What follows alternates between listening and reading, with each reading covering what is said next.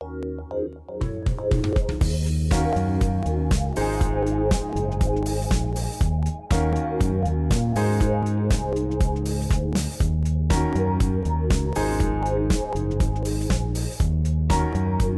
une question récurrente qui a toujours fait partie, en fait, des sociétés occidentales qui reçoivent un bon nombre d'immigrants. Donc, toute la question du vivre ensemble, en fait, comment on va arriver à vivre ensemble, je pense que c'est fondamental. Le travail occupe une place importante dans nos vies, individuellement parlant, collectivement parlant. Il y a un coût social aussi à notre incapacité collective à intégrer, je dirais pas parfaitement parce qu'on peut jamais arriver à la perfection, mais à intégrer de manière plus générale encore et plus majoritairement les nouveaux arrivants au marché du travail. Ça prend toujours un bon 5 ans, voire des fois plus.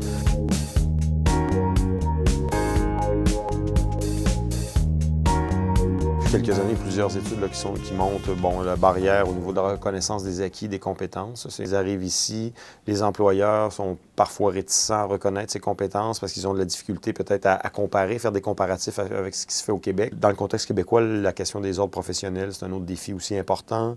On a une immigration depuis une vingtaine d'années au Québec qui est différente de l'immigration traditionnelle.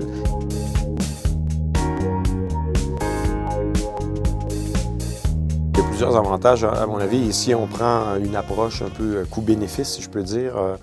Je suis de plus en plus convaincu que les bénéfices sont plus grands que les coûts. Ce que ça peut rapporter pour une entreprise, c'est énorme là, en termes de compétences, de talents, etc. Il y a évidemment pallier une certaine pénurie de main-d'œuvre. La question de l'innovation, à mon avis, c'est très important. Créativité.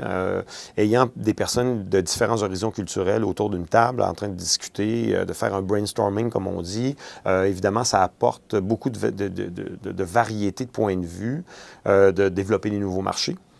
Si on veut aller à l'international, dans certains pays, avoir peut-être des employés de ce pays-là, ça peut peut-être aider à comprendre la culture d'affaires de ce pays en question. Ça, sur le plan social, sur le plan, ça permet aux différentes cultures de se connaître.